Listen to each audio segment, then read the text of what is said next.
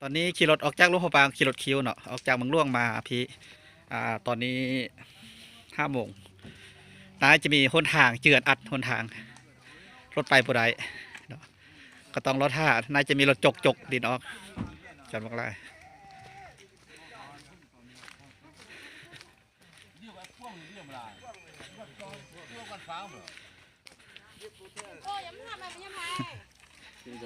บูโฮเป็นตาเบิงอยู่วะเลาะ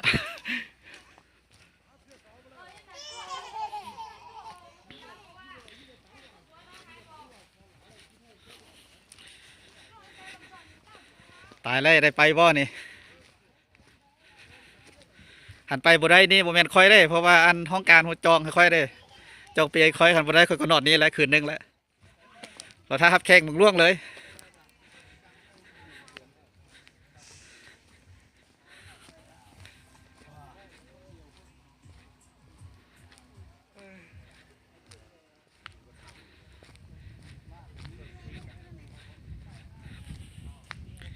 ตายแล้วว่ารถไปบ่ได้เดี๋ยวนี้เห็นแนวเด้อไปดิ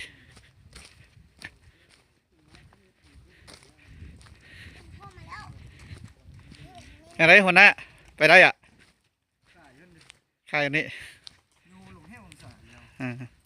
รถยาวบนน่าจะมาเนาะ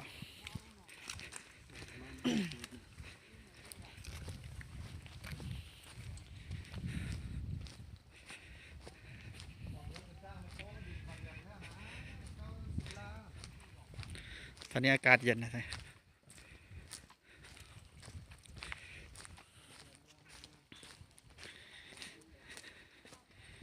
กำลังจะไปเบิ่งรถขาหนทาง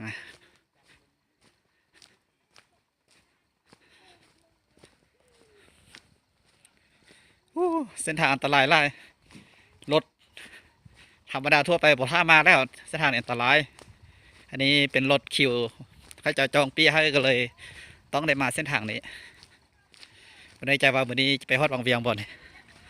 หัดฮอดวังเวียงแล้วก็ภาษาอังวาแล้วแค่ออกจากวังเวียงมาเบิ่งล่วงติดเสา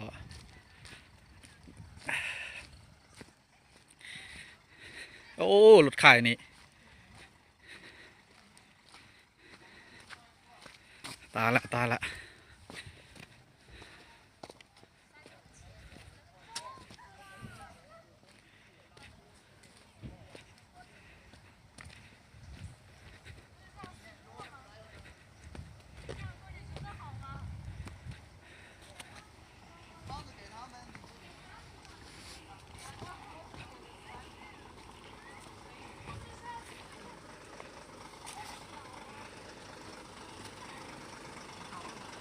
อ๋อ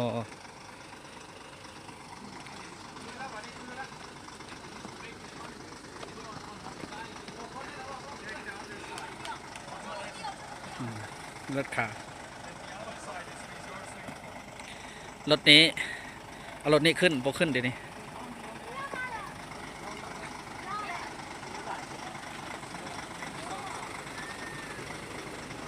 เลยบอกว่านี่เยี่ยมซุกซอยกันเอาซะเนาะ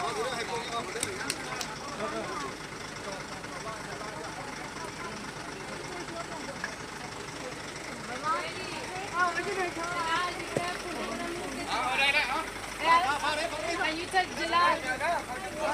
Jalal! Wait. Jalal, they're moving the car. We all take them. Jalal, move. Okay, bye.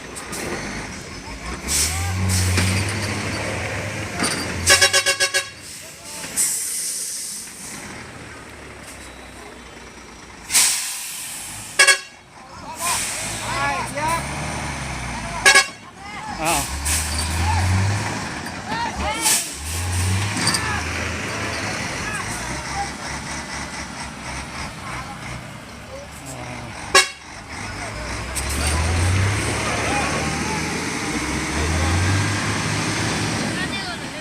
โอ้ตายละ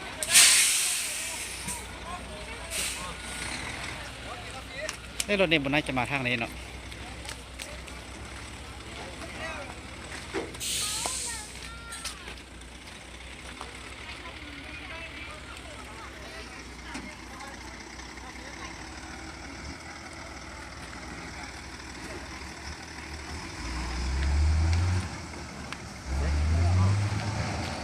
นี่อันนี้ขาเอาบนนี้เอาอันนี้ก็บุกขึ้นบนนี้รถนี้บนน่าจะมาทางนี้รถนี้โอ้